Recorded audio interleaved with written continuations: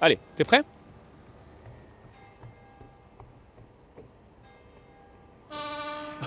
Oh, juste quand j'allais commencer. Pardon madame.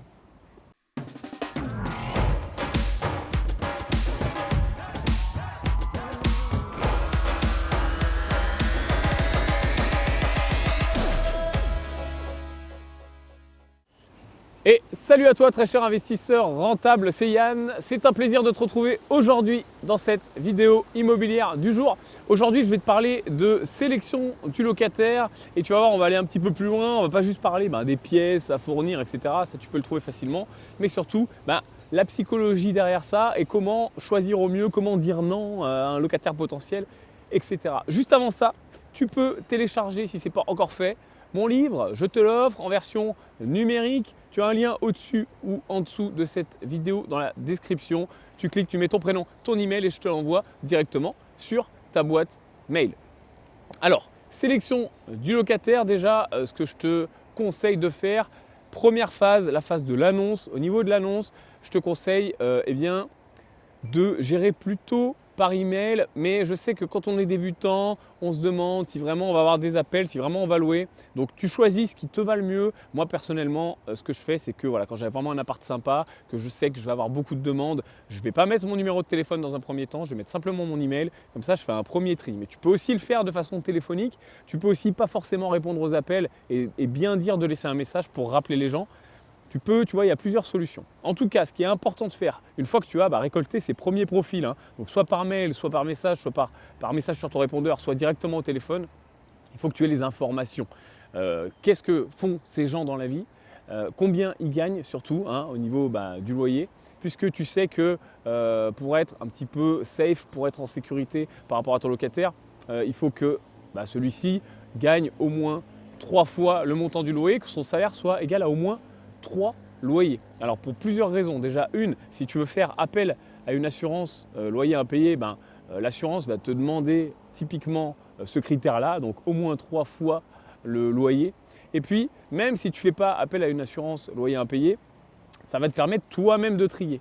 Parce qu'il faut quand même faire attention au niveau de rémunération de ton futur locataire, parce que plus son loyer pèse cher dans son budget et plus il y a un risque qu'il soit en difficulté à un moment. Et toi, tu ne veux pas que ton locataire soit en difficulté parce qu'un locataire qui est en difficulté, c'est moins safe, c'est moins sécurisant pour toi.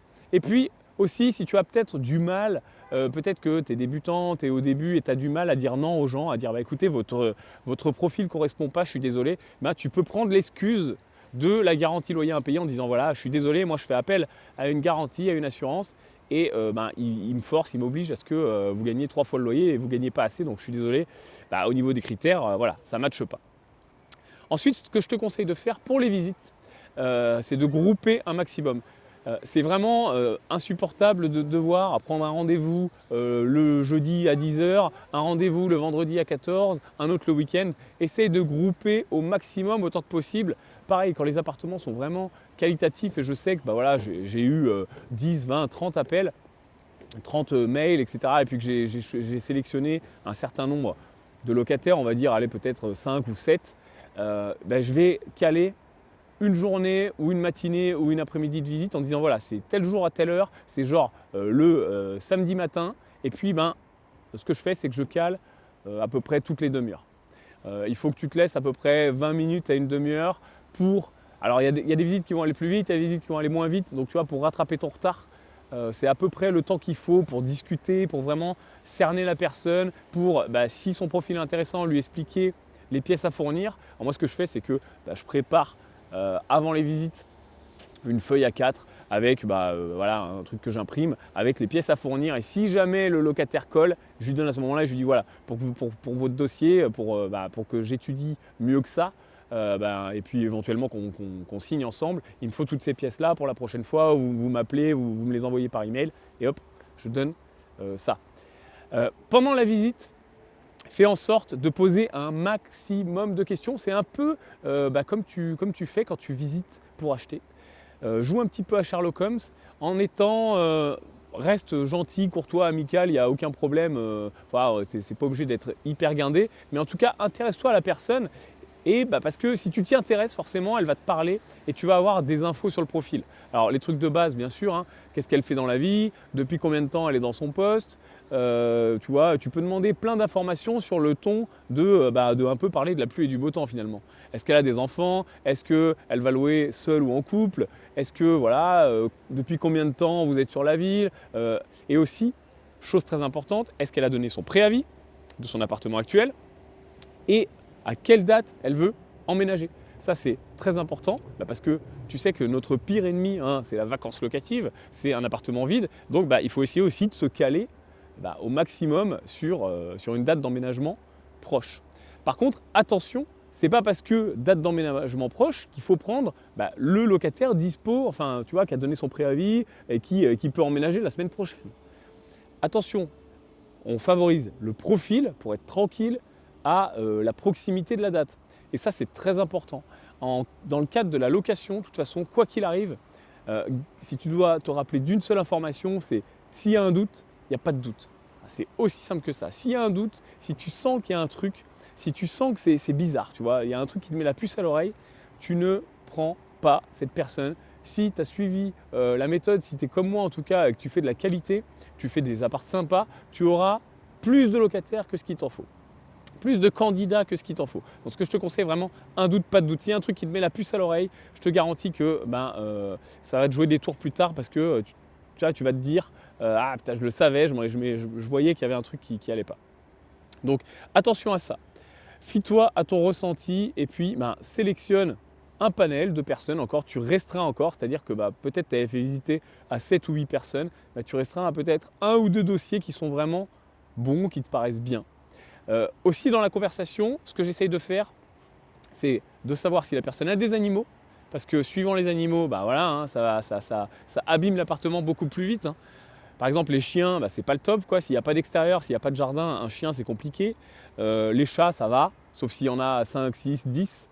Et puis voilà, après il faut voir en fonction, tu vois, de la personne, du profil. Et encore une fois, du type d'animaux, de la taille. Enfin, attention à ça. Essaie de le placer dans la discussion. Et puis, ce que j'essaie aussi de placer dans la discussion, alors je sais que c'est dur, hein, mais pareil en jouant Sherlock Holmes, savoir si la personne fume, savoir si la personne est fumeur ou si le couple est fumeur. Parce que des fumeurs dans un appartement, s'ils fument à l'intérieur, ils vont te ruiner l'appartement, ou en tout cas au niveau de l'odeur, au niveau des peintures qui jaunissent, au niveau de l'espèce de gras qui se dépose quand la personne vraiment fume beaucoup sur les murs, tu vois, ça ruine un peu l'appartement, donc après il faut repeindre, ça entraîne des coûts.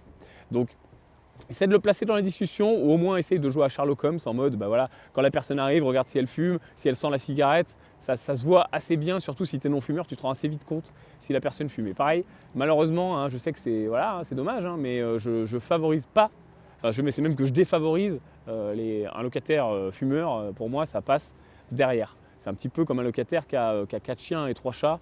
Moi je veux retrouver quand même l'appartement assez propre. N'oublie pas que tu n'es pas Mère Teresa, tu n'es pas un bailleur social. Il y a des gens qui font ça très bien. Tu es un investisseur rentable maintenant et pas dans 20 ans. Et au bout d'un moment, c'est ton patrimoine, c'est ton argent. Et il faut que tu le gères de manière optimale, comme un chef d'entreprise. Donc ça, vraiment, c'est très important. Et ensuite, encore petite astuce, si tu n'arrives pas à dire non. Si tu as du mal à dire écoutez, je n'ai pas retenu votre dossier. Parce que au début, quand on est débutant, c'est pareil, on a du mal, on n'a pas envie de froisser les gens, on n'a pas envie de passer pour un con. Ce que tu fais, c'est que tu as une excuse qui est toute faite, c'est l'excuse de l'ordre d'arrivée. Tu dis voilà, la personne te rappelle, elle dit ah alors, moi je veux l'appartement et tout. Tu dis je suis désolé, j'ai fait visiter à 5 personnes, il y en avait 2 avant vous, il y en a un qui a pris l'appartement, voilà, c'est plus disponible.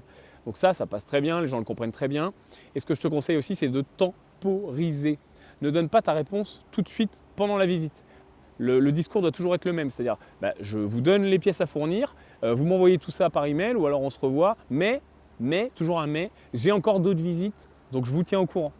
Parce que il peut y avoir toujours un meilleur profil après, où tu peux te rendre compte de quelque chose plus tard, etc. Donc temporise toujours, c'est un peu comme quand tu vas faire une offre d'achat, c'est bien de toujours temporiser pour être sûr de prendre le temps. Quand tu prends une décision à chaud, c'est jamais une bonne idée en général.